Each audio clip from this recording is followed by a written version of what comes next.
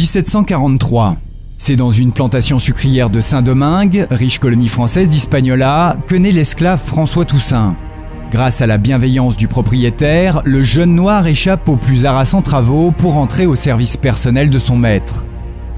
Cette position s'accompagne de menus privilèges qui, ajoutés à des rudiments en écriture et en médecine, lui offrent de devenir contremaître. Affranchi vers ses 30 ans, Toussaint devient lui-même planteur de café dans le nord de l'île et acquiert vite aisance et rang social. Mais un raz-de-marée déferlant de Paris va soudain tout remettre en question.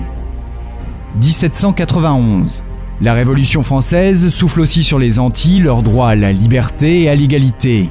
En août, Saint-Domingue est secoué par son premier soulèvement d'esclaves. Partisan de l'abolitionnisme, Toussaint se joint aux insurgés comme médecin et conseiller. La Révolution cause le massacre d'1 millier de Blancs et se fait bientôt mater dans le sang par les autorités. Celles-ci refusant d'amnistier les rebelles et d'émanciper les esclaves, Toussaint reprend les armes pour une lutte que l'histoire retiendra sous le nom de Révolution haïtienne. C'est là qu'il gagne son surnom de l'ouverture pour son talent à se forcer un passage dans les rangs ennemis.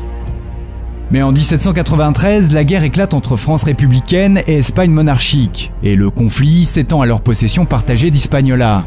Formant alliance avec les Espagnols, Toussaint Louverture est promu général et bat les soldats de la République.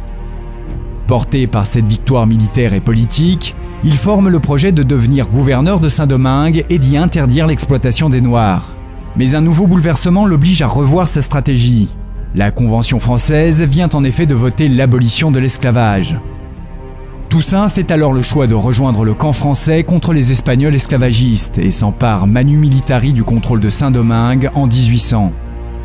Se proclamant gouverneur général à vie, il rédige une constitution, commerce avec les Anglais aux grandes dames de Napoléon et remet sur pied l'économie locale en rappelant les colons blancs en fuite.